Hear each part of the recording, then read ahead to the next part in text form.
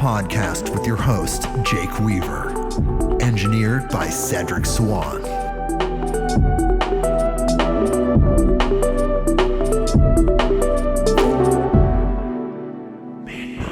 Hey everybody, we are back with another episode of Midnight on Earth. I'm your host, Jake Weaver, and we're here to bring you more knowledge, more light, and more love. And another Beyond the News episode. That's right, people. We're back with another Beyond the News.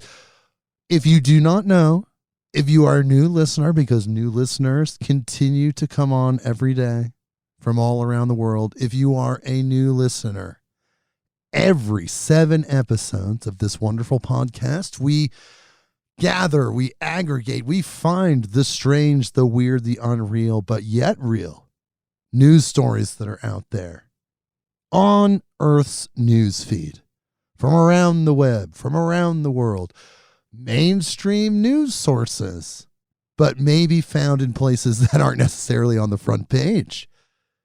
So every 7 weeks we find these, we aggregate these, we collect these, and we create an episode for you called Beyond the News. Very special episodes because I'm telling you, people, a lot of the news that we cover is not in the mainstream news cycle at all.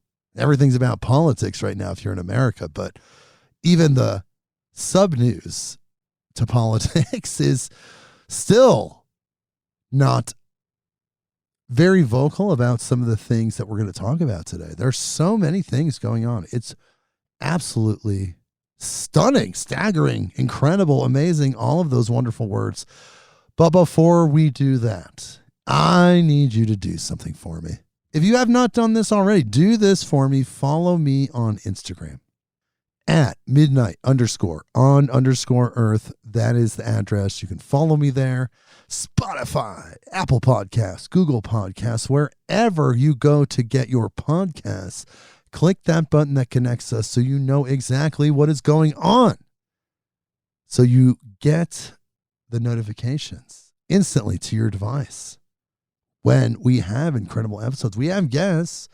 Occasionally we do lecture episodes where we listen to rare lectures together. Mostly we have guests, and very rarely we have tribute episodes, and of course Beyond the News. And when all of those things happen after you follow me, you click the button wherever you click that, that's when you get that up-to-date instant notification. And of course, tell a friend, tell someone that you know that loves these type of podcasts. You know them. You know me. You know what we're doing. Bring them here. midnightonearth.com. And our incredible sponsor, Vital Force Herbs. Herbal blends that honestly are unlike anything I've ever seen before.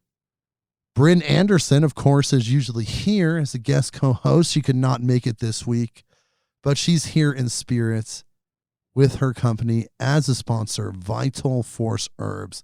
These blends are incredible. They're designed to address any wellness situation you might find yourself in.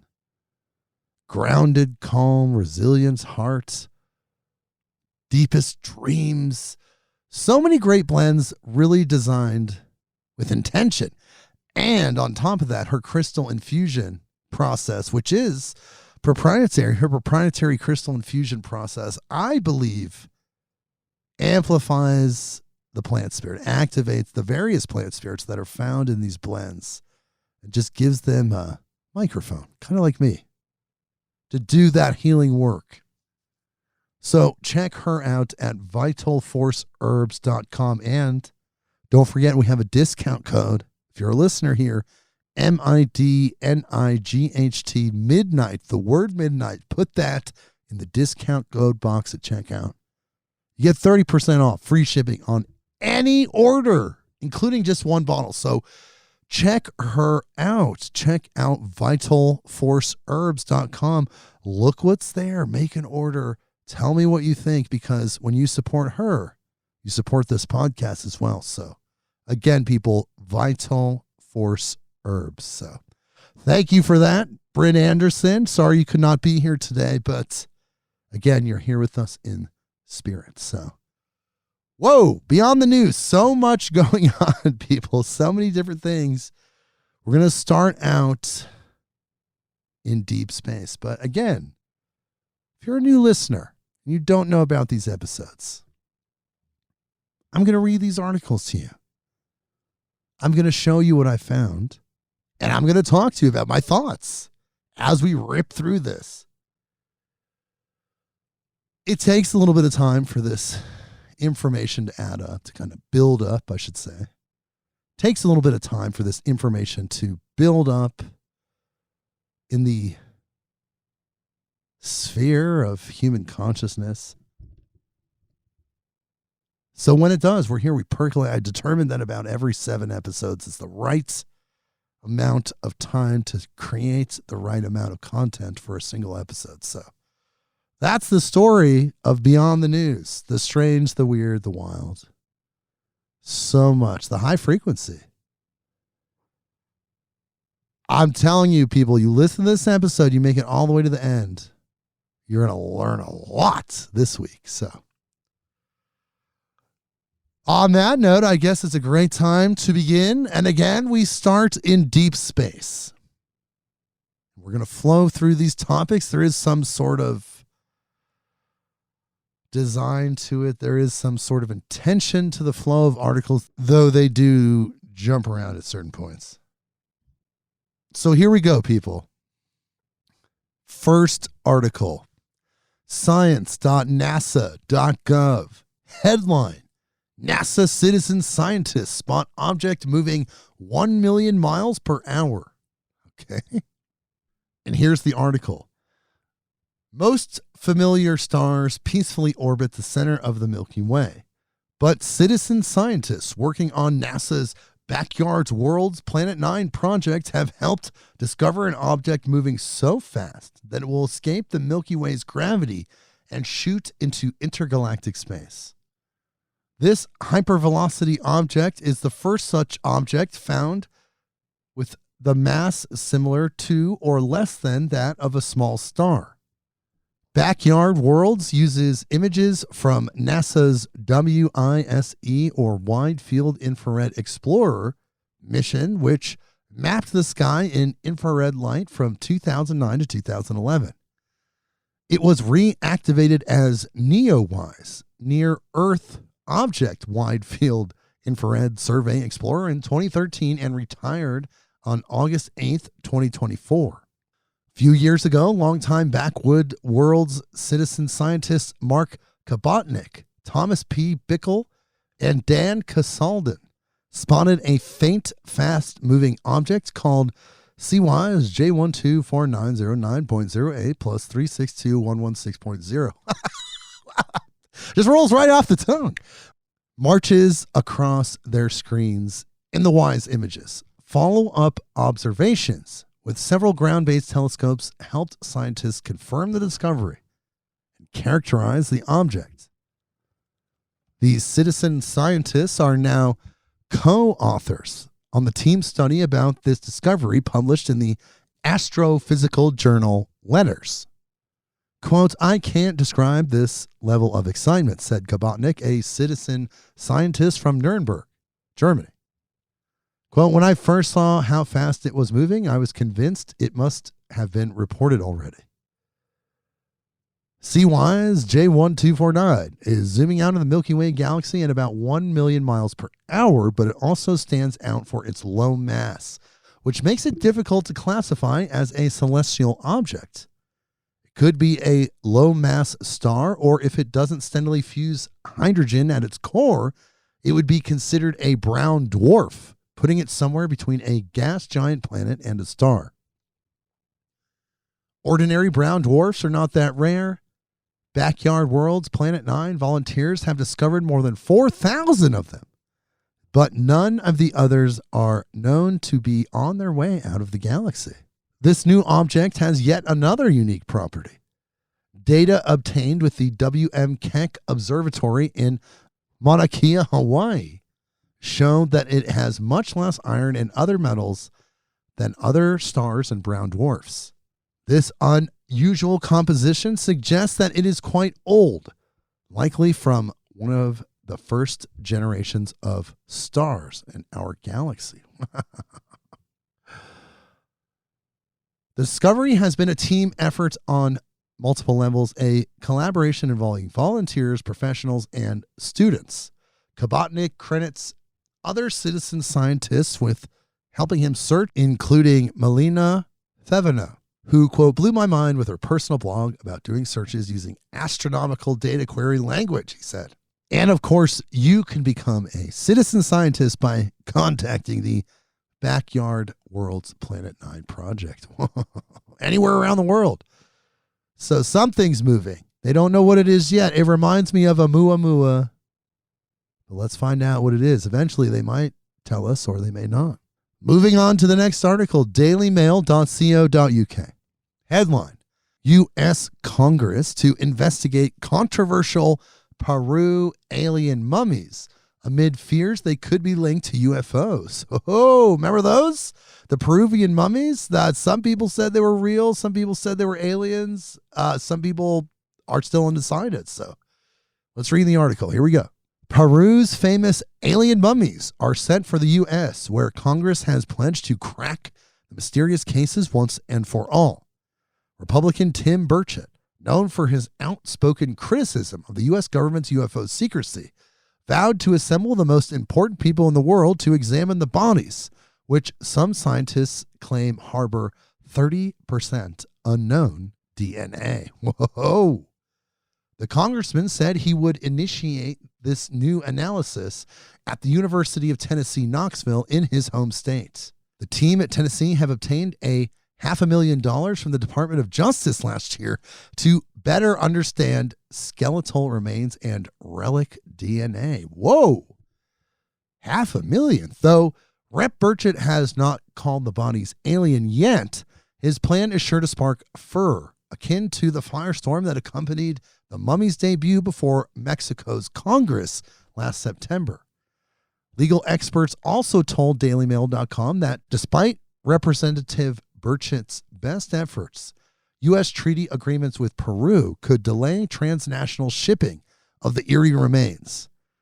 The Republican lawmaker made his pledge to veteran Mexican broadcast journalist and prolific UFO researcher Jamie Maussan in a new interview which aired Monday.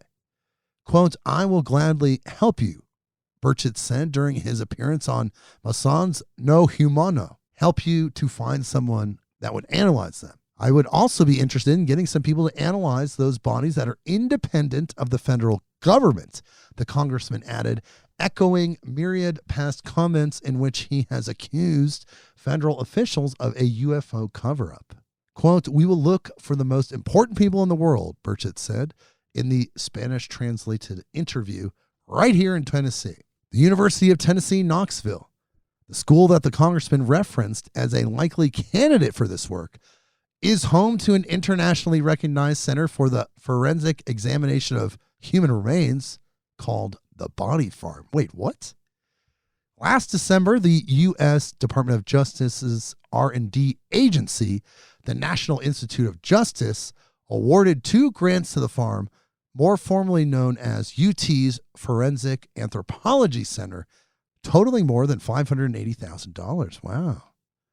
One of these grants will help forensic researchers better grasp the phenomena of so-called relic DNA, which can linger on a site of forensic interest and thus contaminate dig sites and crime scenes. Whoa.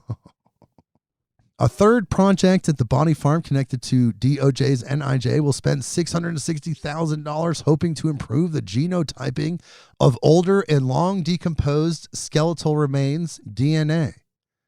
Quote, there are well-established, validated practices for SNP genotyping from recently deceased, fully fleshed human remains.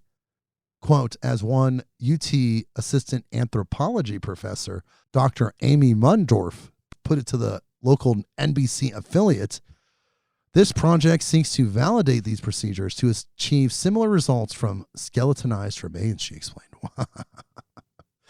So they're going to try. They're going to try to investigate more into this DNA of the mummies. They're looking for relic DNA. They're pumping some money into it. $1 million is $5 to the government. So they're throwing a $5 at it. Let's see what happens. Will they even tell us? That's the other thing. It's like it leaks out sometimes. Here's the next article. Futurism.com. Headline. Scientists spot possible signs of life in clouds of Venus. Yeah. You know, there's the Venus light being family. They're there. There's life on Venus. It's just not in the third dimension. Or is it? Here's the article. Researchers have presented new evidence for the presence of two gases that are closely related to life on Earth in the atmosphere of Venus. As The Guardian reports, scientists at a national astronomy meeting in the UK have announced the tentative detection of ammonia, a gas that is primarily the result of biological activity on Earth in the clouds above the planet's hellish surface. A different team said it had found new evidence for the presence of phosphine back in 2020 in another possible indication of life, a conclusion that has been fiercely debated since it was first announced. While the latest findings are far from definitive proof of life on Venus, a planet known for its scorching hot temperatures and extremely dense atmosphere, they're intriguing new data points in our efforts to explore our celestial neighborhood for signs of current or ancient life. One possibility intriguing scientists is that life may have flourished in the planet's ancient past. Quote, it could be that if Venus went through a warm, wet phase in the past, then as a runaway global warming took effect, life would have evolved to survive in the only niche left to it, the clouds.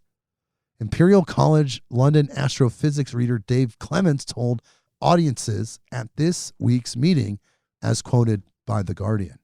While Venus's surface is now hot enough to melt lead, the clouds swirling 30 miles above its surface experience far more balmy temperatures and pressure levels, not unlike conditions found back on Earth.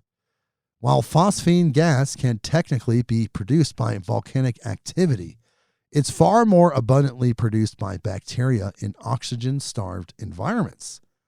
Scientists therefore refer to it as a biosignature gas.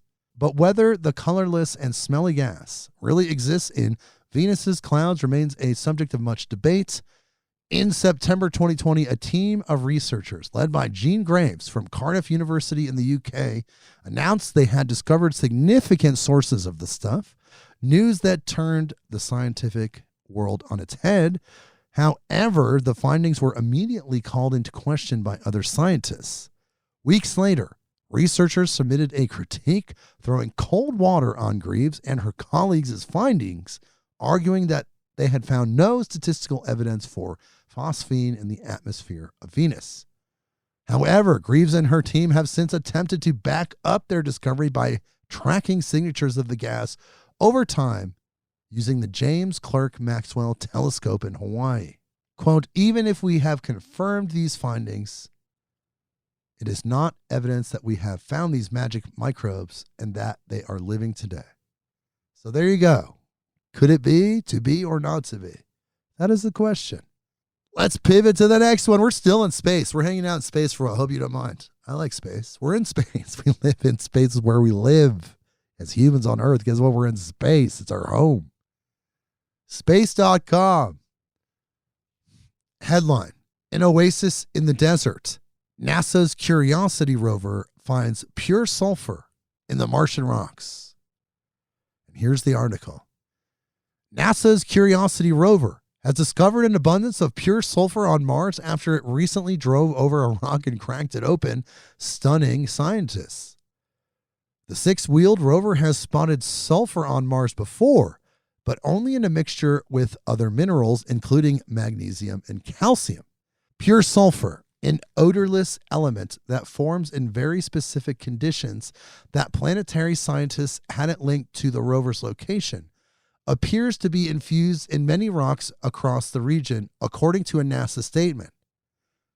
Quote, finding a field of stones made of pure sulfur is like finding an oasis in the desert, Ashwin Vasavana, who is the missions project scientist at the Jet Propulsion Laboratory in California, said in the statement.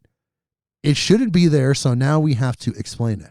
In the rover's photo of the rock, yellow sulfur crystals can be seen crowding within the inner regions of the object's crushed pockets. These crystals were too small and brittle for Curiosity to sample with a drill, so it ended up parking near another large rock nicknamed Mammoth Lakes, according to NASA. Here, the rover used a drill at the end of its robotic arm to scoop out a hole in that rock and stored it away for further analysis before trawling away. Curiosity, which is currently in the 12th year of its mission, stumbled upon its latest discovery on May 30th when it was exploring Gidivalis, a channel winding down the slopes of Mount Sharp in the center of the Gale crater. The rover has been studying the channel for the past few months for signs of ancient microbial life. From what we understand of Mars's past, Mount Sharp would have been a lot wetter billions of years ago than it is today. The channel snarking through the mountain would have been carved as the planet began drying out, possibly by strong winds or even violent flows of liquid water. Curiosity has identified some signs of this history, particularly in mounds of debris scattered within the channel. The rocks sport pale rings or halos near their edges, which scientists say are caused by water-led chemical reactions after the rocks absorbed available minerals deposited in the area.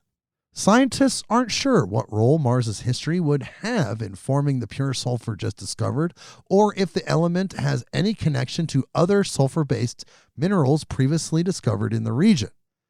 Quote, discovering strange and unexpected things is what makes planetary exploration so exciting, Vasavana said. Okay, so there's sulfur on Mars, there's gas on Venus. And here's an interesting article I found. This is an article where they talk about how they analyzed some supposed wreckage of a UFO from 1947. I don't know if it's a Roswell UFO, but according to this article, that's where it was sourced from, some crash in 1947. So here it is. TheBlackVault.com is the website. Headline, AARO releases findings on suspected extraterrestrial alloy. Here's the article. The All-Domain Anomaly Resolution Office published 2 reports detailing the analysis of a magnesium alloy specimen that has been the subject of much speculation. The specimen, purportedly recovered from a crashed extraterrestrial vehicle in 1947, has been alleged to exhibit extraordinary properties, including functioning as a terahertz waveguide and generating anti-gravity capabilities. In 2022, AARO contacted Oak Ridge National Laboratory to conduct a thorough investigation into the specimen's origins and properties. According to the AARO's summary on their website, quote, in 2022, the AARO office contracted with Oak Ridge National Laboratory to conduct materials testing on a magnesium alloy specimen.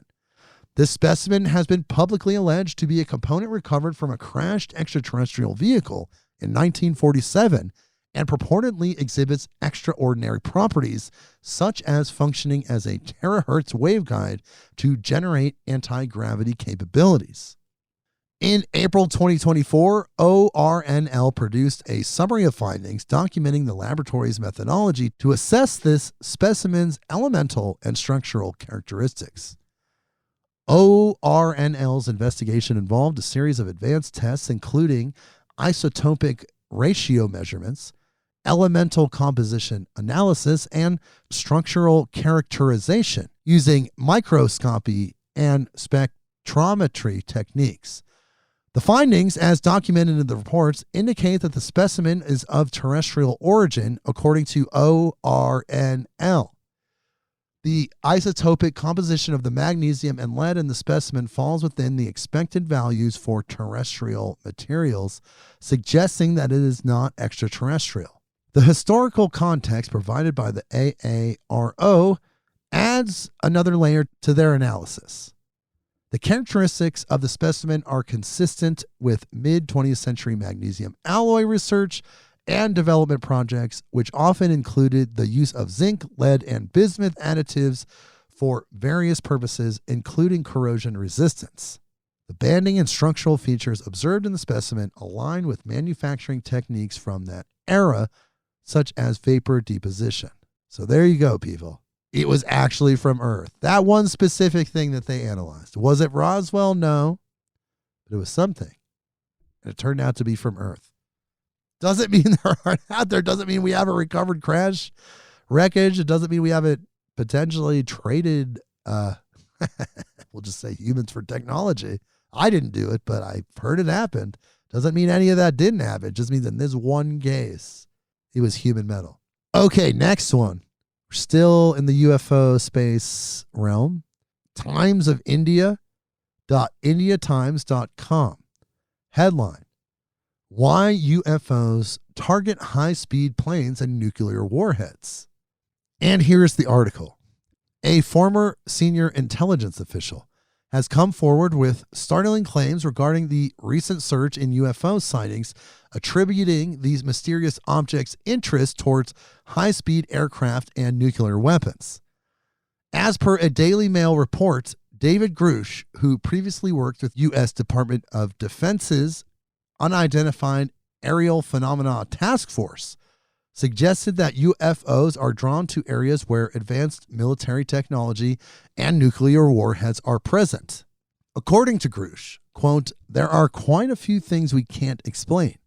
It's not a leap to say that these objects are interested in the pinnacle of our technological achievements. Grush's statements have reignited public curiosity and debate about the existence of extraterrestrial life and their potential interest in human military advancements. The former official emphasized that many of these sightings have occurred near military installations and during significant test flights. According to the intrigue, Grush highlighted the correlation between UFO sightings and locations with a high concentration of nuclear weapons, suggesting that these objects might be monitoring our nuclear capabilities. He noted, quote, we've had incidents where these objects have interfered with our nuclear capabilities. Okay. Key reasons behind UFOs reportedly targeting high-speed planes. Number one, advanced drones or electronic warfare systems. Some experts speculate the UFOs could be highly advanced drones or electronic warfare systems deployed by rival powers like Russia or China to gather intelligence on U.S. military capabilities. However, the Pentagon has not confirmed the origin of these objects. Number two, classified U.S. government technology. The Pentagon report dismissed the possibility of the UFOs being linked to classified U.S. government or Pentagon projects. However, the advanced flight characteristics exhibited, such as accelerating to hypersonic speeds over 5 times the speed of sound and performing seemingly impossible maneuvers, suggest they could be experimental U.S. aircraft not publicly acknowledged. Number three, extraterrestrial craft. While the Pentagon report did not mention extraterrestrials, some believe the UFOs could be alien spacecraft from distant planets or galaxies. However, the report concluded the evidence analyzed does not support the notion of alien origins. Number four, natural phenomena or misidentification. Some skeptics argue the UFO sightings could be caused by natural atmospheric phenomena, misidentification of known objects, or hoaxes. These revelations have prompted calls for greater transparency and further investigation into the nature of these unexplained phenomena. The U.S. government has recently declassified several reports and videos showing unidentified objects performing maneuvers that defy current technological understanding. As the debate continues, experts and officials urge the public to keep an open mind. Grush concluded, quote, "We need to continue to collect and analyze data. The truth is out there, and we must be willing to seek it." Wow, I agree, bro. Let's do that. And here's another one from space.com. And here's the headline. Astronauts could ditch diapers on spacewalks thanks to new device that lets them drink their pee. All right, sign me up. I've always wanted to be an astronaut and drink my own pee. Here's the article. Venturing outside of the International Space Station is challenging enough without having to worry about nature calling in the middle of your spacewalk. Now scientists say they've devised a new way to capture astronauts' pee and recycle it into drinkable water within minutes. For years, astronauts on spacewalks around the ISS have relieved themselves using a disposable diaper inside their spacesuit known as a maximum absorbency garment. These garments, first designed in the early 1980s, collect and store urine, enabling astronauts to go on the go. But given spacewalks can sometimes take up to 8 hours, mags can leave astronauts physically uncomfortable and at risk of skin irritation and infection. Mags also don't recycle the water and urine, so while on their walk, astronauts must rely on a fixed supply of 0.2 gallons of water, or 0.95 liters for the rest of the world, that they carry in an in-suit drink bag. But now, scientists think they have a solution to the problem. A new lightweight system that can collect and purify about 1.6 fluid ounces of water, or 500 millimeters for the rest of the world, of water from urine within a person's spacesuit, and in just 5 minutes. Ooh, is that enough time? If implemented, the system would involve astronauts wearing an undergarment that's made from a flexible compression material and lined with antimicrobial fabric. This system also includes a humidity sensor that senses urine. The sensor sits within a silicone cup beneath the wearer's genitalia. The detection of pee switches on a vacuum pump that then draws the urine up into a filtration device carried on the astronaut's back. The filter measures about 15 inches tall and 9 inches wide. You can translate that, my metric people. Within the 17.6 pound filtration device, urine would be transformed into fresh water that could be subsequently delivered into the spacesuit's drink bag. Oh my God. The new system is still in its initial testing stage. Who's testing this? It's about 30% urine still. However, if it makes it through development, it could help solve a dilemma for astronauts engaging in space exploration, the team who developed the system say. The issue of how to deal with urine on spacewalks is particularly relevant considering that NASA plans to establish a permanent outpost on the moon by the end of the decade. Wow. So we're just going to be drinking our own pee. All right, on the moon. And here's the quote from the designer. Our system would likely only be implemented into new spacesuits according to their specifications, which would require some further tailoring of the technology. So we'll definitely not see astronauts diaper-free next year, but you can never tell what the future holds. Or drinks. Woo, okay. You know, it reminds me of the still suit, the Fremen still suit in Dune. They recycled all their fluids, including urine. We're still in space, people. Still in space. We're going to be in space for a minute. I want to start in space. The Earth is a lot of, man, there's a lot going on Earth. Let's just start in space. Stay in space for a minute, and then we'll come back to Earth. CBSNews.com. Headline: This distant and deadly planet smells like rotten eggs, scientists say. an exoplanet article. Here is the article.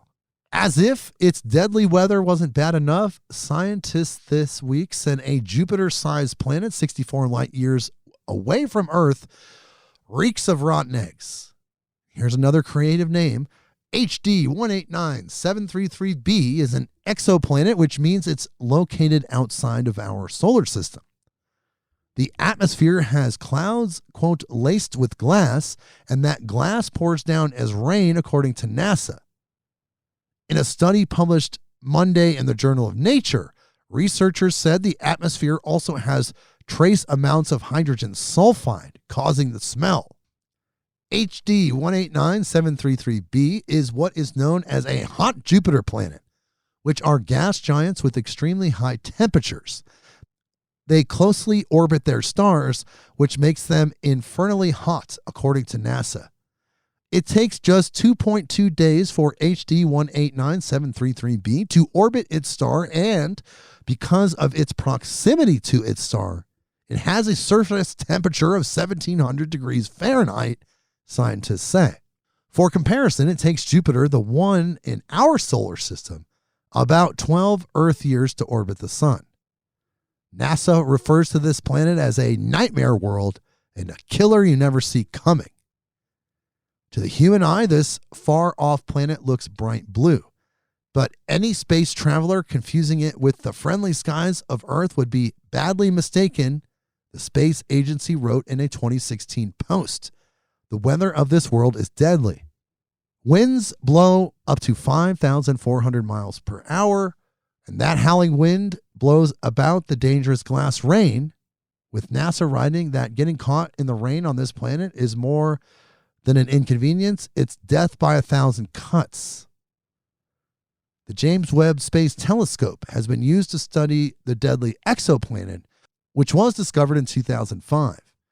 Researchers say this stinky atmosphere discovery gives scientists new clues about how sulfur could influence both the insides and atmospheres of gas worlds outside of Earth's solar system. We were just talking about sulfur on Mars. Quote, we're not looking for life on this planet because it's way too hot, but finding hydrogen sulfide is a stepping stone for finding this molecule on other planets and gaining more understanding of how different types of planets form, Guangwei Fu, an astrophysicist at Johns Hopkins University who led the research, said in a statement. Studying the sulfur can help scientists understand more about how planets are made and what they're made of, Fu said. Going forward, Fu and his research team intend to track sulfur in other exoplanets.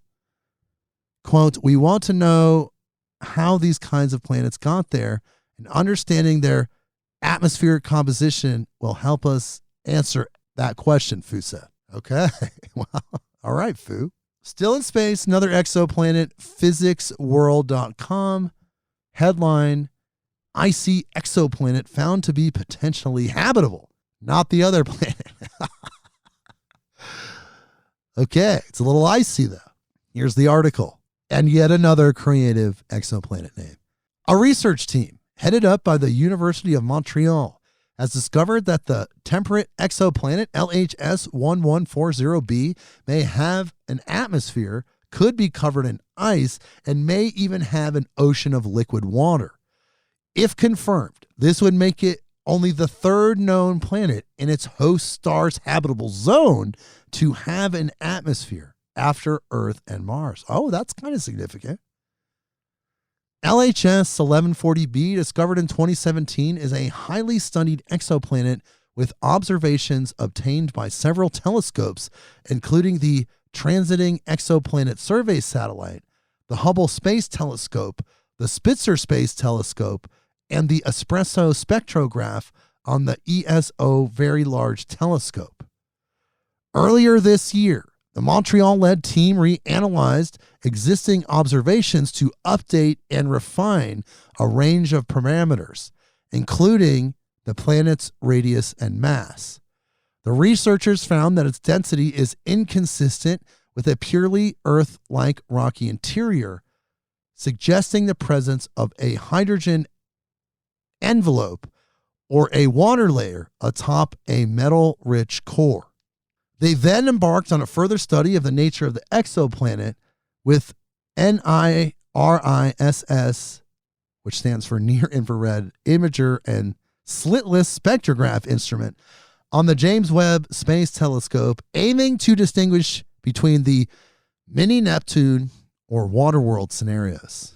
Presenting the results in the Astrophysical Journal Letters, the astronomers describe how they studied the atmosphere of LHS 1140b using the transmission spectroscopy technique, which involves observing a planet as it transits in front of its host star. Our findings indicate that LHS 1140b's atmosphere is not dominated by hydrogen, with the most likely scenario being a nitrogen-rich atmosphere consistent with the Waterworld hypothesis, says lead author Charles Cadeau, a PhD student at the University of Montreal's Trottier Institute for Research on Exoplanets, supervised by René Dayon. Wow. According to Cadeau, the next step at this point is to repeat the observations with the James Webb Space Telescope to confirm the tentative detection of a nitrogen-rich atmosphere. While the current observations use the NIRISS instrument, the team also plans to use the NIRS PEC instrument, which extends further into the infrared and can probe CO2 and the content of atmospheres. So they're going to go back and look again, but so far, first planet, exoplanet with a functional atmosphere in the habitable zone. Okay, well, we're coming back to Earth now a little bit, kind of. Here is economictimes.indiatimes.com headline, crew of NASA's Earthbound simulated Mars habitat emerge after a year. And here's the article. The crew of a NASA mission to Mars emerged from their craft after a year-long voyage that never left Earth. The 4 volunteer crew members spent more than 12 months inside NASA's first simulated Mars environment at Johnson Space Center in Houston, coming out of the artificial alien environment Saturday around 5 p.m. Kelly Haston, Anka Selaru, Ross Brockwell, and Nathan Jones entered the 3D printed habitat on June 25th, 2023 as the maiden crew of the space agency's Crew Health and Performance Exploration Analog Project. Haston, the mission commander, began with a simple hello. Quote, "It's actually just so wonderful to be able to say hello to you all," she said. Jones, a physician and the mission medical officer, said their 378 days in confinement went by very quickly. The quartet lived and worked inside the space of 17,000 square feet to simulate a mission to the red planet, the fourth from the sun, and a frequent focus of discussion among scientists and sci-fi fans alike concerning a possible voyage taking humans beyond our moon. The first Chapia crew focused on establishing possible conditions for future Mars operations through simulated spacewalks, as well as growing and harvesting vegetables to supplement their provisions and maintaining the habitat and their equipment. Wow, and they're out. They did it, 378 days. Oh my God. Now, this is a huge one. If you're a Starseed follower, if you're into the galactics at all, the galactic family, the Pleiadians, the Arcturians, any of those things, all of those races, this one's going to be a mind blower because of the detail and what they say. Now, this is from Newsweek.com. Headline, UFO reported over Colorado concert venue. Guess which one? Red Rocks, of course. That's one of the most sacred places in the world. I've had experiences there that melted reality. I became one with the cosmos at Red Rocks. I've been there several times. Here's the article. A UFO was spotted above a concert venue in Colorado, a witness has reported. Unidentified flying objects have long captured imaginations across the country, with the U.S. government reportedly receiving dozens of sighting reports each month as of last year. On June 5th, an unnamed employee of the Red Rocks Amphitheater in Morrison said they saw a, quote, large disc-shaped craft above the venue. The employee said that the aircraft, quote, hovered silently and then disappeared into thin air.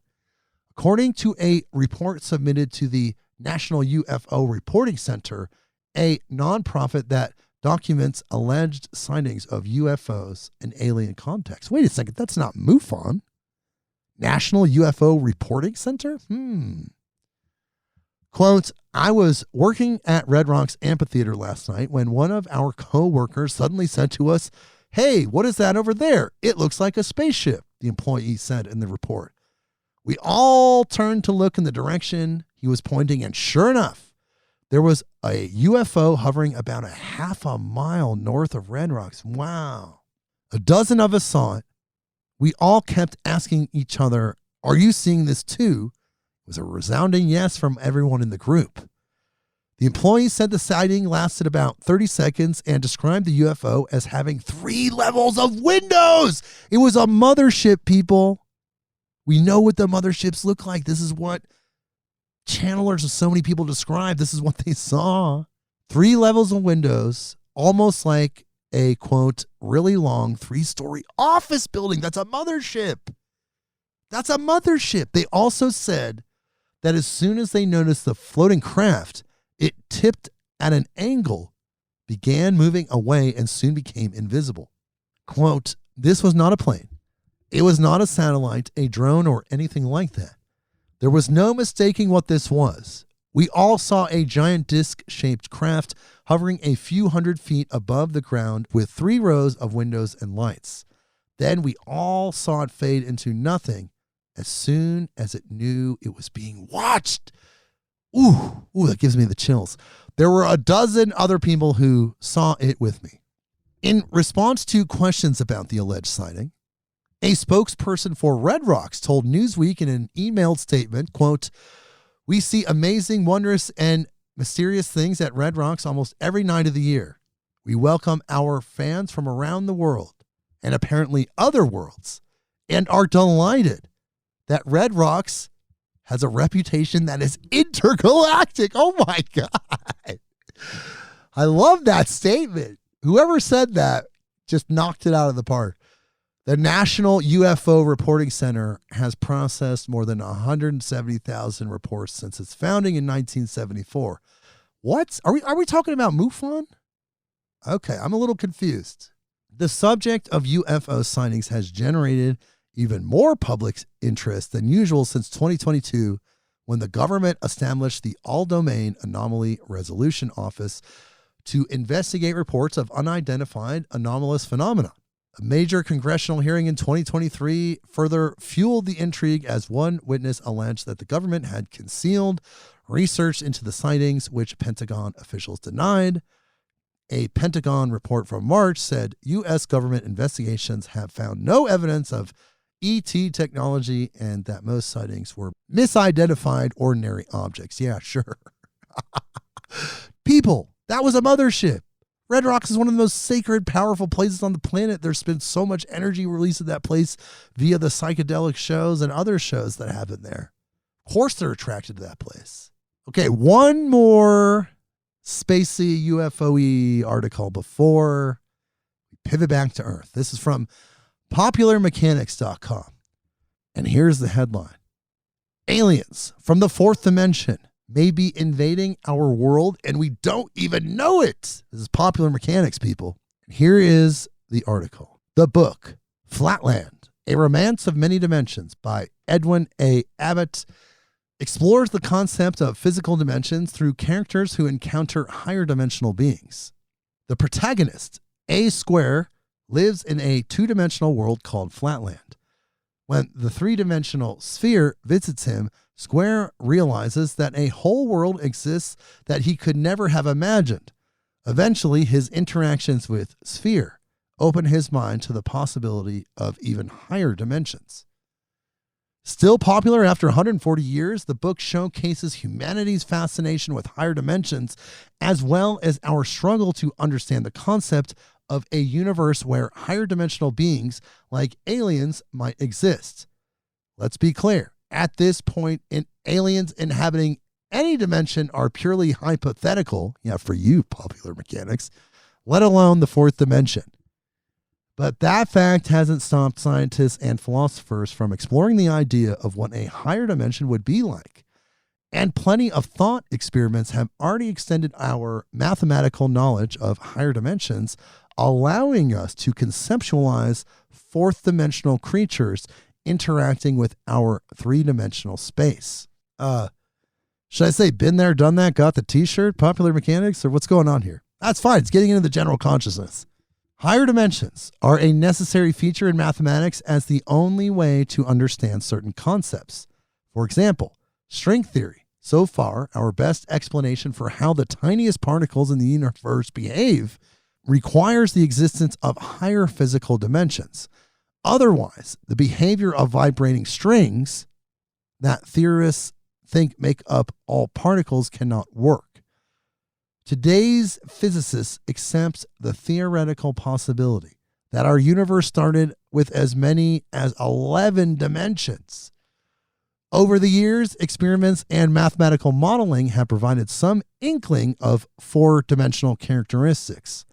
For example, two-dimensional experiments in both the US and in Europe in 2018 showed evidence of a fourth dimensional existence because scientists could make logical inferences based on how electrons behave while undergoing a specific change in their electric charge.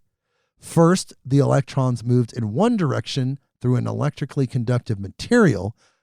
When researchers put a magnetic field perpendicular to this material, it forced the electrons to divert either to the left or to the right. The electrons were essentially stuck in two dimensions. Physicists involved in the experiment extrapolated that a comparable effect would occur in the fourth dimension and that we would see the effects in our familiar third dimension. In other words, we can see the evidence of the fourth dimension in our own. As three-dimensional beings, we cast a two-dimensional shadow.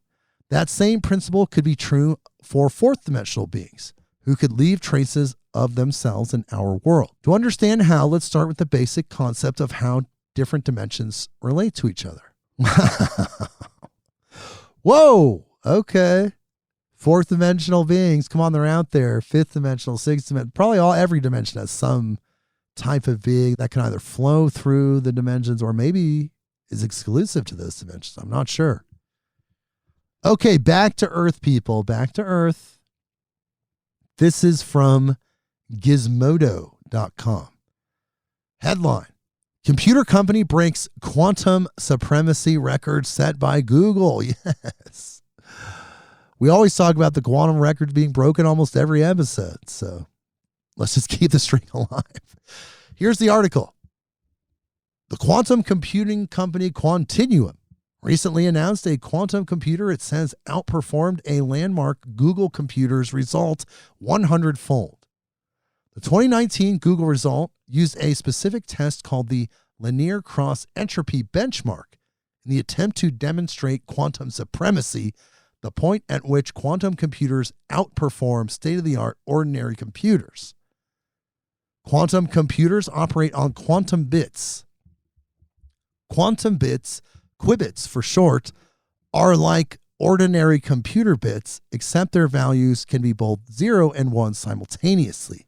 Thanks to this quantum quirk, the computers can consider more solutions to a problem faster than a classical computer.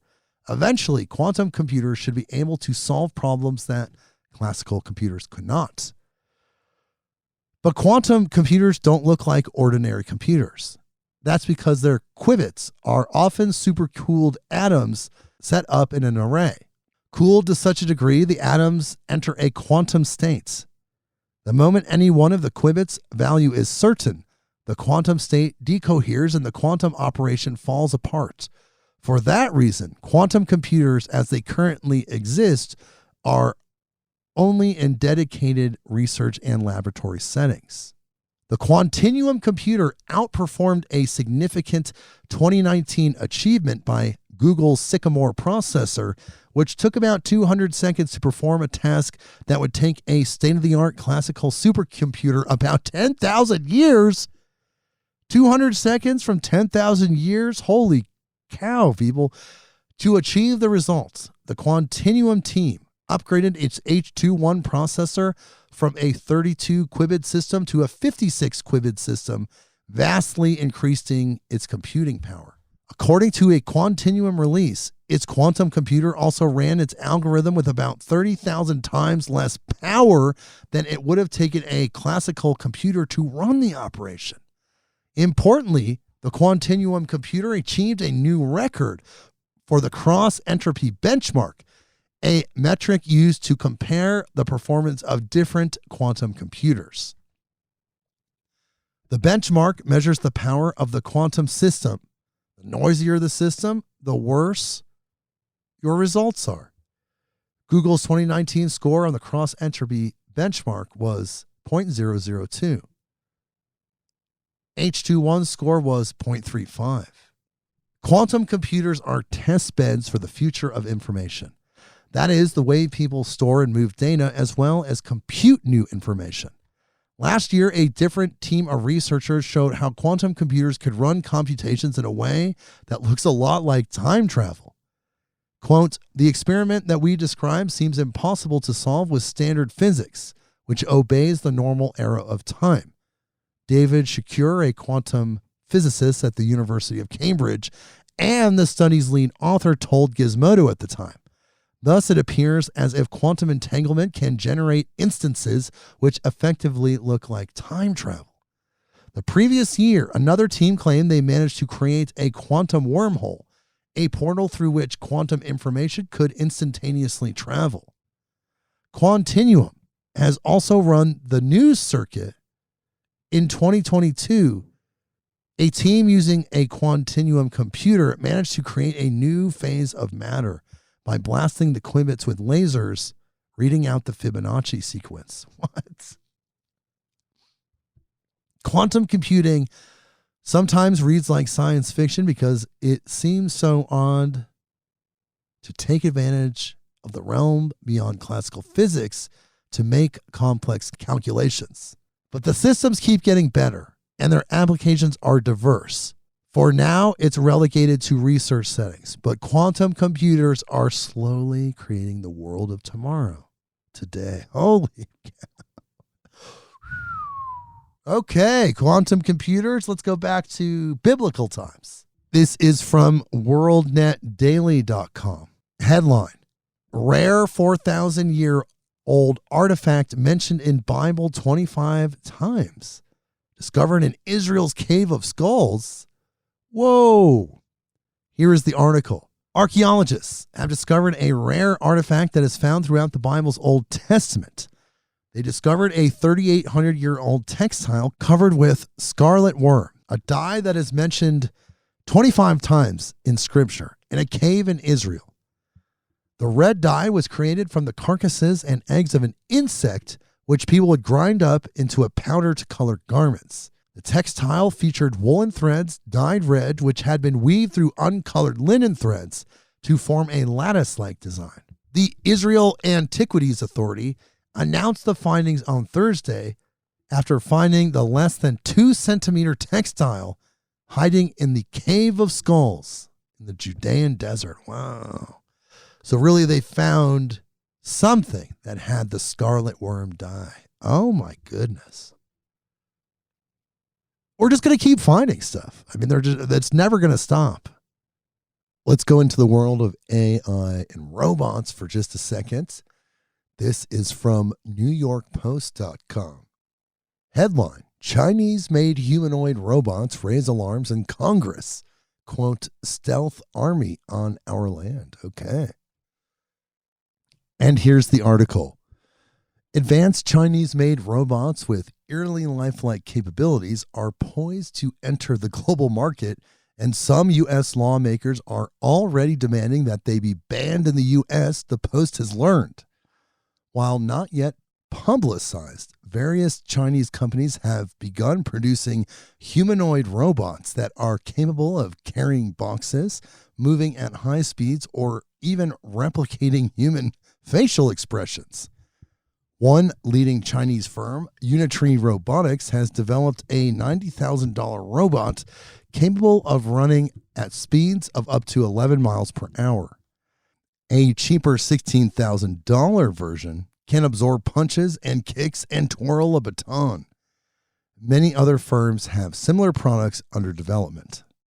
Jacob Hellberg, a member of the influential U.S.-China Economic and Security Review Commission, who played a key role convincing Congress to pass a law this spring to force a sale or ban of TikTok, is one of the loudest voices warning Congress that it risks disaster if it allows the sale of robots made by firms beholden to Beijing.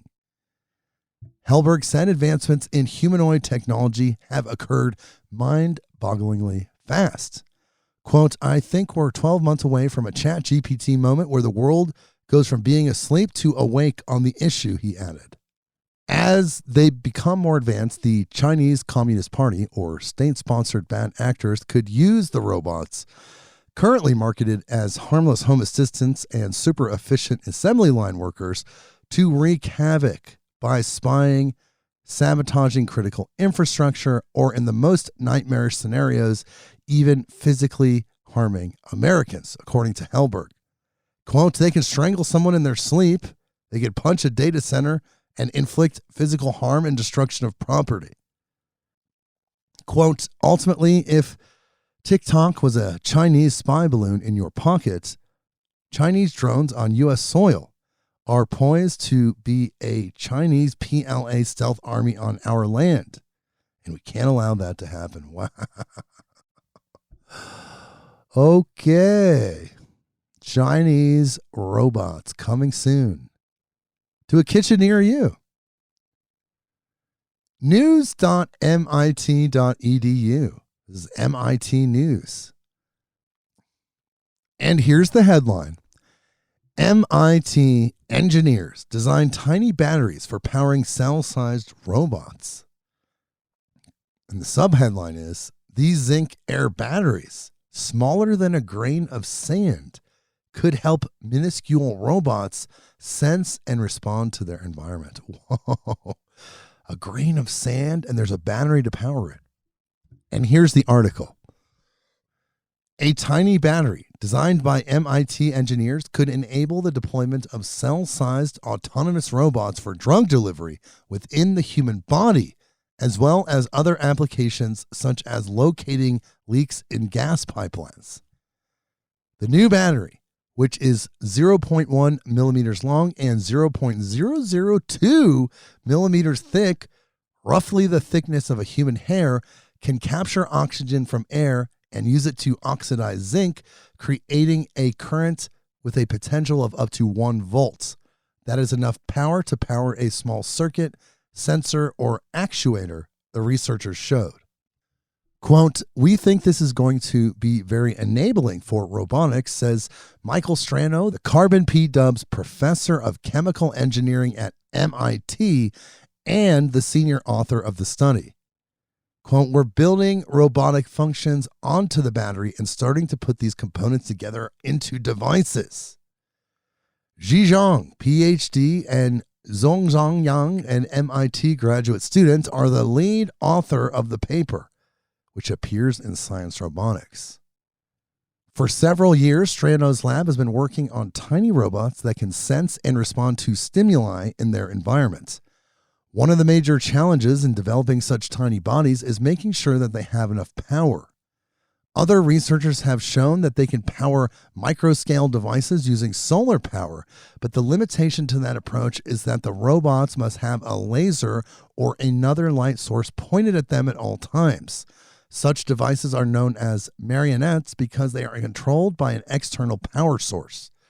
Putting a power source such as a battery inside these tiny devices could free them to roam much farther. Wow. That's pretty intense. So technology continues. So what's going to happen after these robots that we develop start to become self-aware? Gain some sort of independent intelligence? Perhaps even things like depression. Here is ITC.ua headline. Korean robot commits suicide after a year in public service. I'm in a way.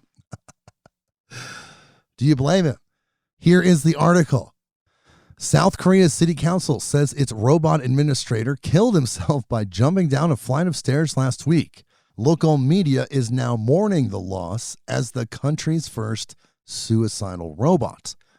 According to witnesses, the robot had been circling in one place for some time before jumping, indicating that something had gone wrong, but the circumstances of the incident are still under investigation.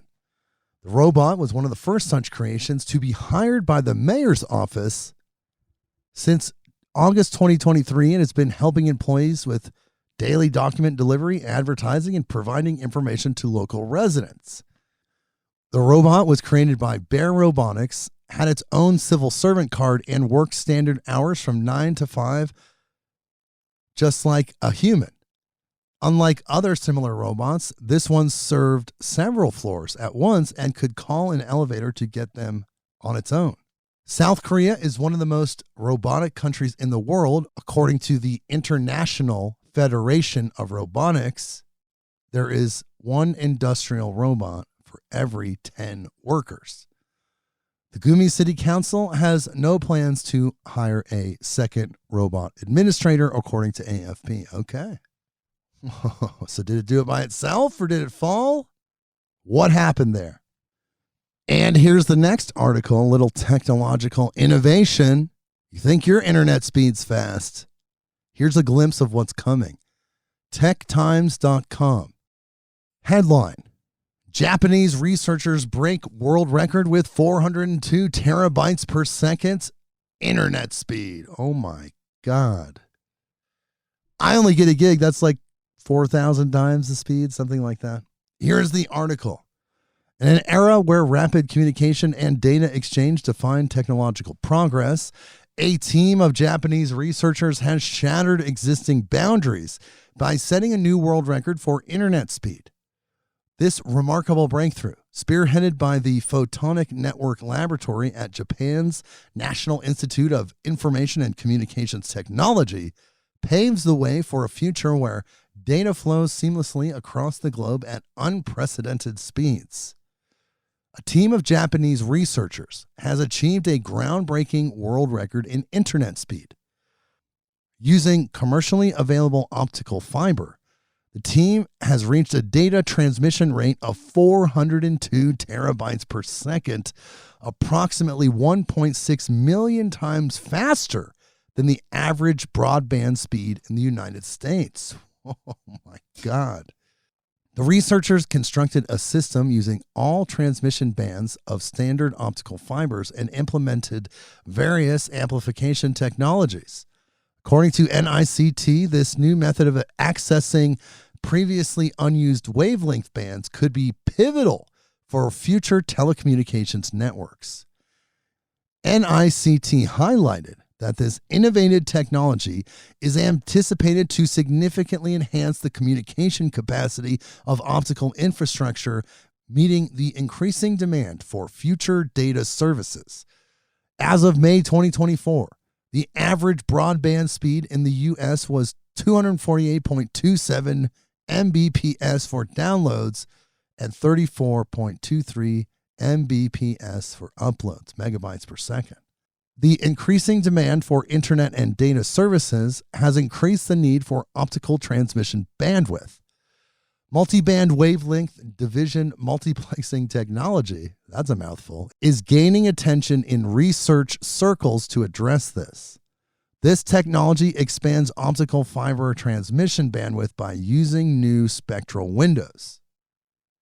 Using these new transmission windows in existing fibers could significantly enhance transmission capacity. This approach offers a promising short-term solution to extend the life of current fiber systems without the high cost of installing new fiber infrastructure. Interesting.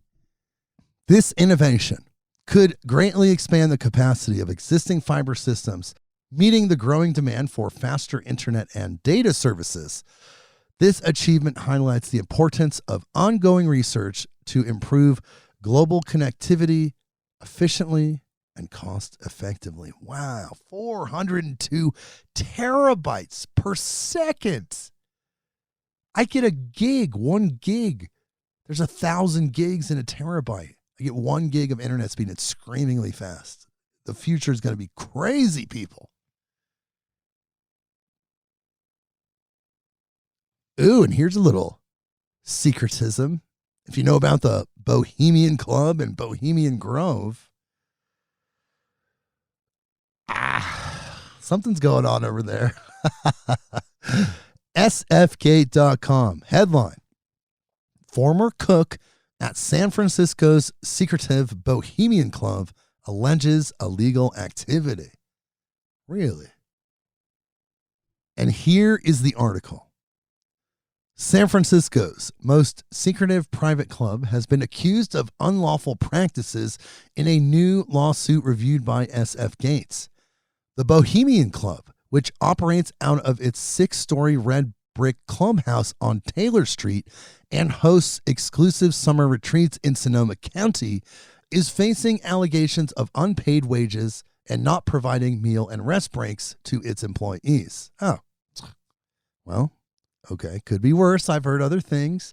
The class action suit brought by former cook Ron Rousel charges that the historic Gentlemen's Club illegally altered workers' time cards to cover up its failure to provide lunch breaks and neglected to pay for the off-the-clock work demanded of them.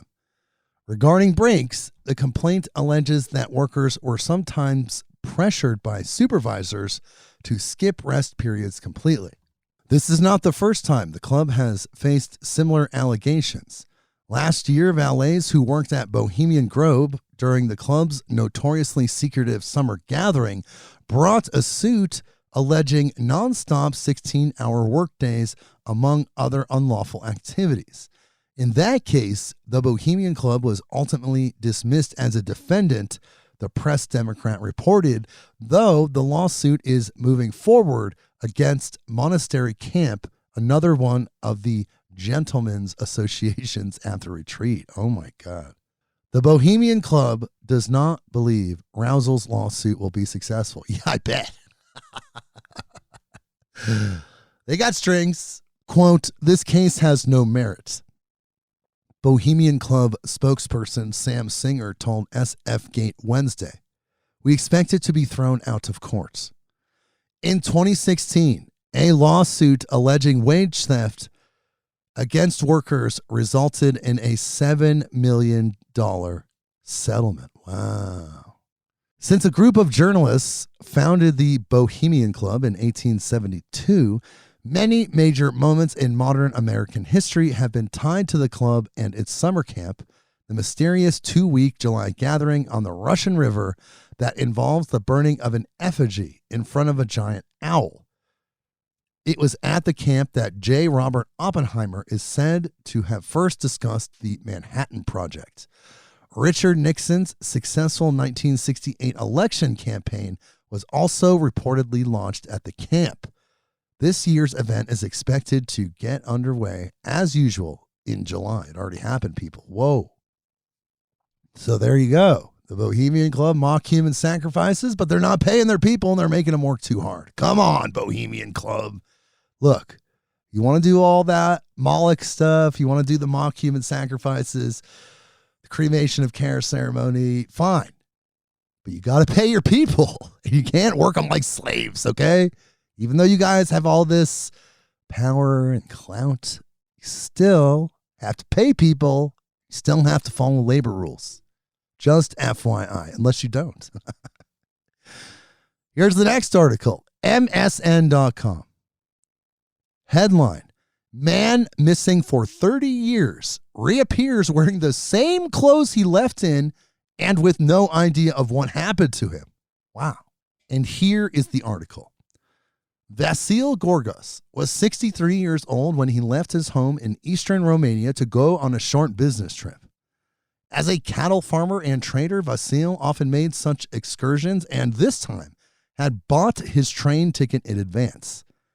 The difference here was that on this fateful day in 1991, he did not return home. Knowing that he was due to come back the same day, his family immediately called the police, who launched a search effort. but after days turned into weeks, then months, then years, with neither sight or sign of Vasil, his loved ones were forced to assume the worst.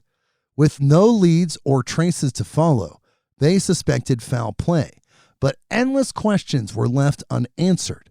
But then, on August 29th, 2021, 3 decades after Vasil's disappearance, his family was faced with the ultimate plot twist. A car stopped in front of their home, the same one they'd had for the past 30 years, and out stepped an old man looking confused. The man was none other than 93-year-old Vasil, wearing the same clothes he left in all those years ago. His pocket even contained the same train ticket he was due to travel with. Whoa! The car allegedly raced off before anyone had a chance to question the driver, but when asked where he'd been, a baffled Vasil replied that he'd been at home. He subsequently underwent a thorough medical examination, but doctors concluded that he was in remarkably good health. Admittedly, he had some neurological issues, but these were nothing unusual in a man of Vasil's age. Indeed, the 93-year-old's memory of his home, his family, and his life 30 years ago was near perfect. The issue was that past 3 decades were a black hole in his mind. He couldn't remember a thing about what had befallen him.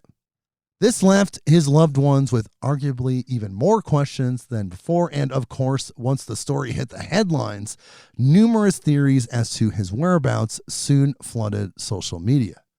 The first theory was that Vasil had simply decided to ditch his life and family, possibly have taken a lover with whom he had run away. In this case, it is possible that he had wanted to make amends with his former family before he passed away. And yet, how can you make amends when you offer no explanation as to where you've been or what you've been doing? Another theory is that he may have been dumped by the person he ran away with, who, accepting that he was getting older and not wanting to take care of him, simply returned him to his family. A third theory, which would explain how he retained his clothing, is that he had spent the past 30 years in jail, but hadn't wanted to admit it to his family. And of course, even more outlandish theories also abound, including that he was a spy who had his mind wiped after his service came to an end, or that he was abducted by aliens. Ultimately, neither we nor his family may ever learn the truth about what happened to him, but at least this one missing persons case had a happy, albeit flawed, ending. Whoa, what do you think, people? The jail one seems close. It feels closer to the truth, but only he knows. This is an interesting one because we do just report on all of this. CBSNews.com. Headline: Ancient mummy with shrieking expression may have died screaming from agony, Egyptian researchers say. Okay. And here's the article. The mummy of an ancient Egyptian woman with her mouth wide open in what looks like an anguished shriek may have died screaming from agony, researchers say. The unnamed woman mummy, discovered in a 1935 archaeological expedition in Deir el-Bayere near Luxor, was kept in the Cairo Egyptian Museum and referred to as Screaming Woman Mummy of the Store of Qasr al-Aini. And if you look at this picture of this woman, this shrieking mummy, and you can see her hair, she has dreadlocks. She has thin woven dreadlocks. That was the style then, perhaps. In an article in the journal Frontiers in Medicine, scientists say that they use CT scans and other testing to examine whether the mummy had any pathological abnormalities and assess potential causes of death. They found that the woman, who was around 48 years old at the time she died, had lost some teeth and lived with mild arthritis of the spine. Her body was embalmed about 3,500 years ago with high-quality ingredients. Ancient Egyptians mummified bodies because they believed preserving them after death secured a worthy existence in the afterlife. Usually, internal organs would be removed during the mummification process, but that did not take place with the screaming woman. Quote, in ancient Egypt, the embalmers took care of the dead body so it looked beautiful for the afterlife. That's why they were keen to close the mouth of the dead by tying the jaw to the head to prevent the normal post-mortem jaw drop. Lead researcher in the study, Cairo University radiology professor Sahir Salim told the Reuters news agency. This had not happened in the case of the screaming woman. Quote, this opened the way to other explanations of the widely open mouth, that the woman died screaming from agony or pain, and that the muscles of the face contracted to preserve this appearance at the time of death due to cadaveric spasm, Salim told Reuters, adding that due to all of the unknowns around her history, the cause of her expression can't be established with certainty. Salim told Reuters that cadaveric spasm is a poorly understood condition where contracted muscles become rigid immediately after death. Interesting. I'm just tripped out by the dreadlocks. They're killer dreads. This woman, this gorgeous, probably gorgeous, beautiful Egyptian woman who died screaming in agony, missing a few teeth, had really awesome dreadlocks. Now, I don't know if you've heard about this one. There's a conspiracy theory about Donald Trump being a time traveler because there was a book that was found about a character named Baron Trump.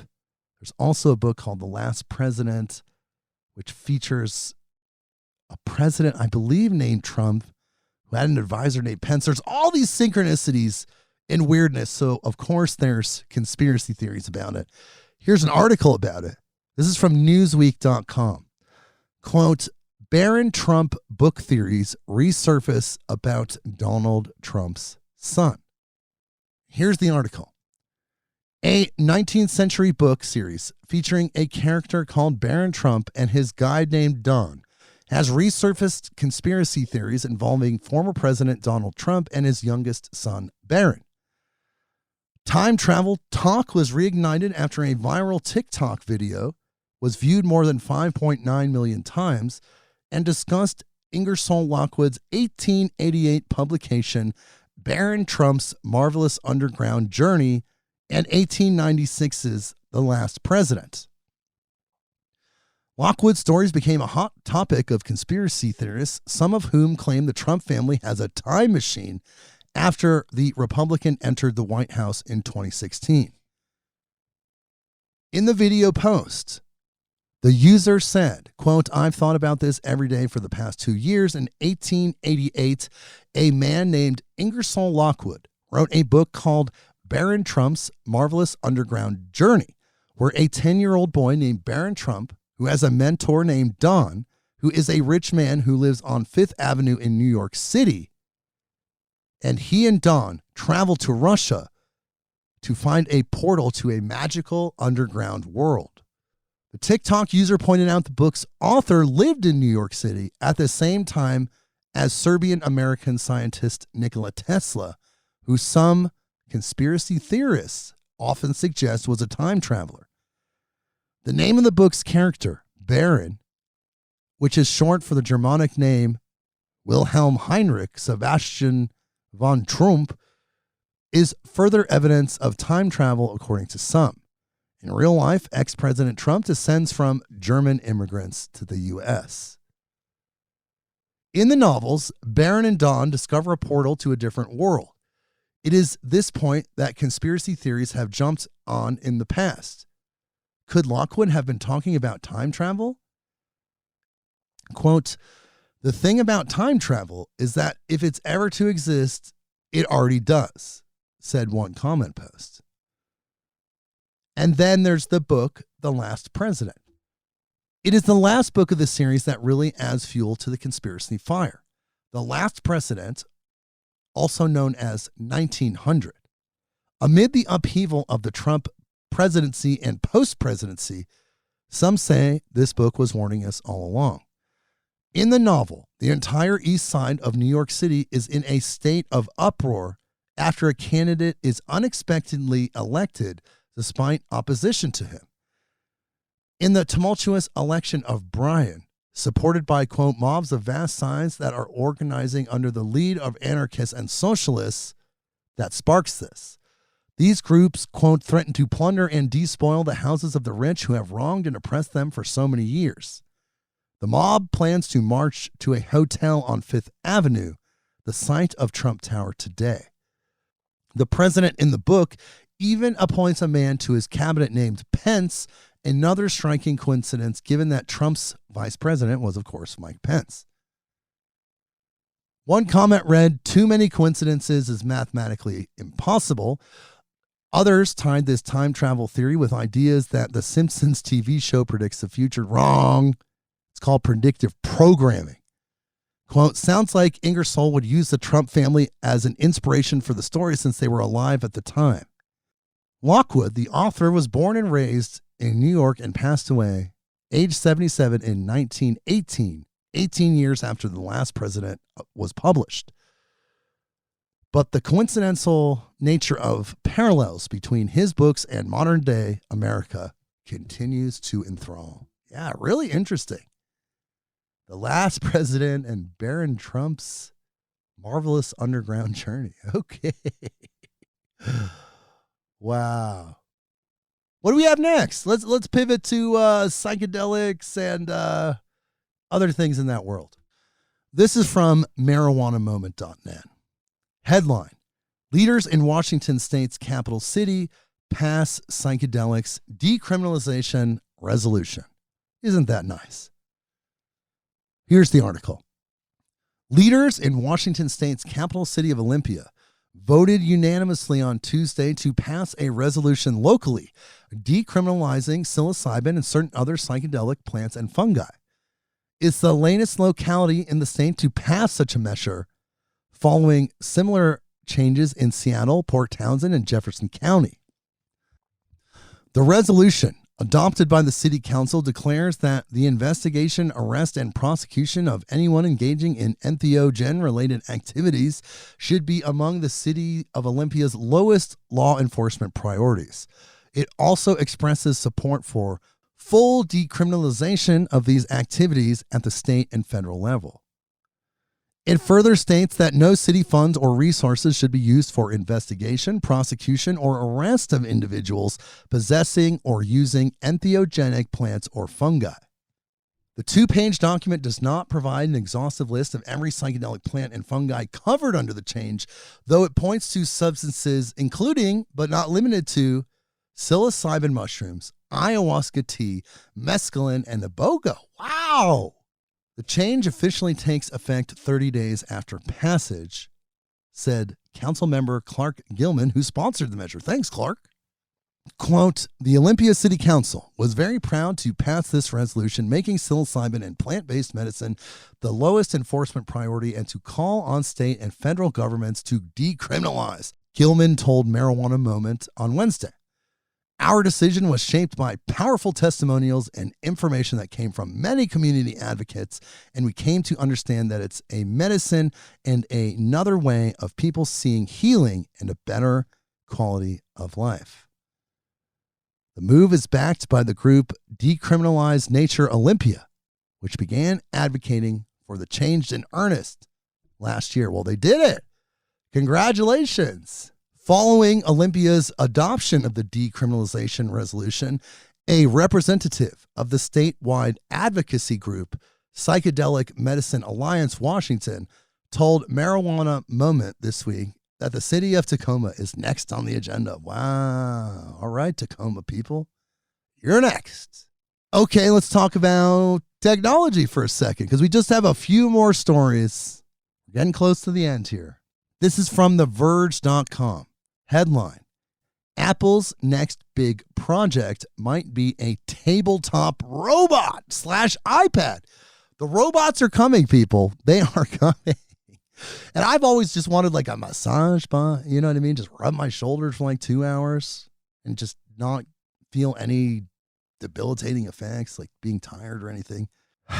But then they go self-aware, and then here we are. Here's the article. Apple reportedly has a team of several hundred people working on a new product that attaches an iPad-style display to a robotic arm that uses actuators to tilt up and down as well as spin 360 degrees, according to a report from Bloomberg's Mark Gurman. The tabletop device could reportedly serve multiple purposes, letting you control your smart home, attend video conferences, monitor home security, and more. Gurman has reported rumors of the company exploring home robotics more than once over the last several months, and now says that the project is proceeding with Kevin Lynch, Apple's vice president of technology, at the helm. Sources tell Bloomberg the company is aiming for a launch in 2026 or 2027, and that it may cost around $1,000. What? An iPad with an arm? The device will be reportedly capable of responding to commands using Siri or features inside Apple Intelligence, like Look at Me, which could tilt the screen to face a user during a video call. Apple is currently testing models that run a customized version of iPad OS, according to Bloomberg. The push would come after the cancellation of its rumored car project and the launch of the pricey Vision Pro earlier this year, and make Apple the latest tech giant to dive into home robotics. Okay. Whoa. Now, this is a little disappointing. Before we go to the funny stories, I'm going to go down, go back up. We had author and MDMA advocate and therapist, MDMA therapist, Jonathan Robinson on the show. When he was on, we talked about how the legalization of MDMA with the FDA was just around the corner. Well, it didn't happen, people. It got shot down, and let's find out what happened. So this is from NPR.org. Headline: FDA gives thumbs down to MDMA for now, demanding further research. And here's the article. On Friday, drug maker Lykos Therapeutics received word from the Food and Drug Administration that the agency has decided not to approve MDMA-assisted therapy for PTSD at this time. Instead, the agency asked the drug maker to further study the safety and efficacy of the treatment. The heavily anticipated announcement came in the form of a complete response letter from the FDA to Lykos, according to a company press release. It represents a significant setback for the company and the broader movement to bring psychedelics into the mainstream of mental health care.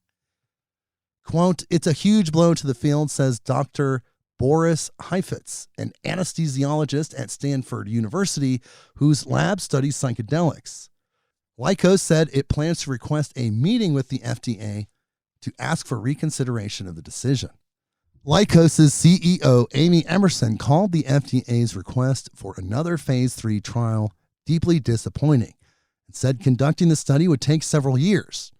She added that many of the requests from the agency, quote, can be addressed with existing data, post-approval requirements, or through reference to the scientific literature. The treatment had garnered considerable support from patients, leaders in the field of mental health and psychedelics, and politicians from both parties. In recent weeks, advocates mounted a major public pressure campaign emphasizing the dire need for new and effective treatments for veterans and the millions of people affected by PTSD. Many in the psychedelics industry had viewed this as a pivotal moment. Yeah. The FDA decision on MDMA could be seen as a bellwether for other drugs that are in the pipeline, like psilocybin and LSD, which are both considered classic psychedelics, unlike MDMA. But Dr. Mason Marks believes the FDA's decision doesn't spell trouble for the broader field because the agency has signaled repeatedly it's open to psychedelic research. Opposition to the Lykos' application had gained momentum in recent months, culminating in a contentious public meeting when advisors to the FDA voted against the evidence backing the treatment, largely based on concerns about shortcomings in the clinical research. Debate over the merits of Lykos' application has become increasingly divisive, with allegations that misconduct and bias in the clinical trials compromised the findings and undermined its safety. The drug maker and many of the therapists involved in the research have steadfastly denied those claims. In response to the In response to the decision, Emerson reiterated the company's plan to push the research forward, saying they'd, quote, work tirelessly and use all available regulatory pathways to find a reasonable and expeditious path forward for patients. Given what's required to conduct another trial, he believes psilocybin is now poised to gain approval ahead of MDMA. Interesting. Okay. All right, so this is our last three articles. You've listened to a Beyond the News before, or if you haven't, we usually end with some super strange and then a couple funny ones that are also strange and weird, but kind of funny in their own way. This is not one of those, but I want to point this out. I want to bring to your attention how evil the company Disney is and how you should never support them. Don't give them a dollar, a penny, anything. Here's another reason why. NBCnews.com headline. Disney says man can't sue over wife's death because he agreed to Disney Plus terms of service. Essentially, in summary, this person had an allergic reaction to food at a Disney restaurant. But because he signed up for their Disney Plus streaming service years ago, there was something in those terms of service that prevented him from suing Disney for any reason at any time. Talk about evil, right? Here's the article. Disney is trying to have a widower's wrongful death lawsuit dismissed and sent to arbitration because the man had signed up for a Disney Plus account several years ago. Jeffrey J. Piccolo sued Disney Parks and Resorts in February, months after his wife, Dr. Kankuporn Tankusan, died after she consumed food containing allergens at a restaurant in Disney World. Piccolo said in his complaint that he, his wife, and his mother went to dinner at Raglan Road Irish Pub and Restaurant at the resort in Orlando, Florida on October 5th. They asked several times whether her allergies could be accommodated according to the complaints. Despite the servers having assured them she had a severe allergic reaction and died at a local hospital. Disney filed court documents in May saying the $50,000 lawsuit, that's it? Should be like $50 million. Should be dismissed and resolved by the individual arbitration because of terms Piccolo agreed to when she signed up for a free trial of the streaming service Disney Plus. The filing also says he accepted the same terms when he used the Walt Disney Parks website to buy tickets. Lawyers for the company said the users have to select check boxes that hyperlink to the terms of use, as well as another that says they agreed to the terms. Users cannot select agree and continue if the boxes are not checked. Oh my God, those evil bastards. I'm not giving them any more energy. So don't support Disney. They're evil. The end. Okay, so we have two more to go. Kind of funny, kind of strange. Here's the first one. This is from Outkick.com. Headline: Ohio man in leopard print outfit arrested with multiple hamsters in his pants after alleged pet store break-in. Okay, what's that? You got some hamsters in your pants? You're just glad to see me. Here's the article. An Ohio man was sleeping off a wild night of alleged break-ins at several businesses when police caught up with him and placed him under arrest. The body cam footage shows that he was found with multiple hamsters in his pants as they took him into custody. Police were called to the Roosters near Hilliard, Ohio, just after 3 a.m. Tuesday morning. The restaurant had been broken into, and surveillance video showed a man with long hair wearing leopard print pajamas inside. Officers found a nearby pet store, Petland, had been broken into as well, and there were several animals running loose in the parking lot. They reportedly recovered 2 dogs, multiple birds, a hamster, and 2 bunnies, but that's not all the fun the officers found. In addition to the restaurant and the pet store, a famous footwear store had also been broken into. Almost 2 hours after the initial call was made, officers found their suspect, identified by police as Matthew Pancake. Really? Sleeping on a bench near a Big Lots. The body cam footage shows multiple officers surrounding Mr. Pancake as he slept. That sounds like a child's character. Mr. Pancake? 2 officers then grab him, pull him off the bench, and inform him he's under arrest. The rude awakening had Pancake confused and asking officers what was going on. After all, he was just minding his own business and catching some Z's while hamsters roamed around in his leopard print pants. After placing Mr. Pancake in handcuffs, they discover that he has what they originally thought were multiple gerbils in his pants. The gerbils turned out to be hamsters. Not that it makes much a difference when they're in somebody's pants. Okay. Officers snapped pictures of the hamsters before taking them back to the store they were allegedly stolen from. Mr. Pancake was treated for injuries he suffered during his alleged crime spree. He was then charged with breaking and entering and vandalism. During his arraignment on Wednesday, a judge set his bond at $10,000. Hopefully that buys the hamsters some time to recover from the trauma of their experience with Mr. Pancake. What if they were like free? What if he freed them? Now they're back in jail. One more article, people. One more to close out this episode of Beyond the News. This is from USA Today. And here's the headline. Kansas City Chiefs player offers to cover $1.5 million in stolen chicken wings to free woman. Okay, what a nice guy. He's feeling for her. She stole the wings, but here we go. Here's the article. Despite her being convicted of stealing food from kids during the COVID pandemic, Kansas City Chiefs defensive tackle Chris Jones offered to cover the $1.5 million worth of chicken wings stolen by a former food service director in exchange for the woman's release from prison. Vera Lydell, who served in the director role for Harvey School District 152 near Chicago, is incarcerated at the Cook County Jail for theft and operating a criminal enterprise. She pleaded guilty on August 9th to the charges and got a 9-year prison sentence, the outlet said, citing prosecutors. The 68-year-old Lydell stole the mounds of meat intended to be take-home meals for students learning remotely during the COVID-19 pandemic. In a social media post Tuesday, Jones said, "I'll pay for the wings she stole to get her free." How did she do it? Lydell's job involved placing orders with Gordon Food Services, a main supplier for the school district, prosecutors said, according to ABC News. She placed the orders and did the billing, but kept the chicken wings between July 2020 and February 2022. Between August and November 2021, Lydell ordered more than 11,000 cases of chicken wings from the food provider and then picked up the orders in a district cargo van.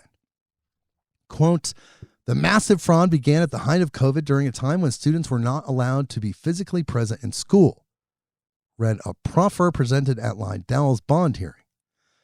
Even though there were children learning remotely, the school district continued to provide meals for the students that their families could pick up. The chicken theft operation was discovered in 2023 when an audit found that the district's food service department exceeded its annual budget by $300,000 halfway through the school year. The business manager for the district then found the invoices for the chicken wings, which was odd because it is a food item that wouldn't be served to students because they contain bones.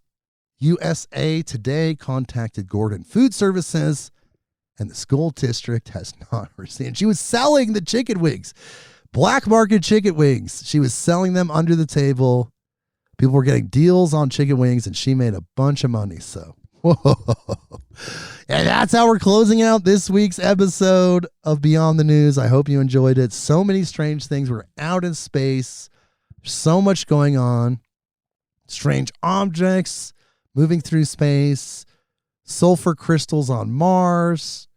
Astronauts drinking their own pee. Habitable exoplanets with an atmosphere now. So many other things. Screaming mummies. Ecstasy didn't make the cut for legalization. Bohemian Grovers aren't paying their bills. So many things. I hope you enjoyed this episode. Thank you so much for joining us. Again, check out our sponsor, vitalforceherbs.com. Get some blends there. It'll blow your mind. And everyone, what an episode, right? I love these Beyond the News episodes because we get to hang out. We get to see what's going on Earth in the midst of doing these interviews and kind of processing all of this really good information and high frequency information and strange information that these guests bring. We also highlight during these episodes how all of that high strangeness is showing up and manifesting in many different places all over the earth. The robots are coming, AI is coming, everything's happening. We're in a crux, massive change point right now in the history of humanity. So buckle up, people. I hope you're enjoying the ride, and we will see you next week. Midnights on Earth.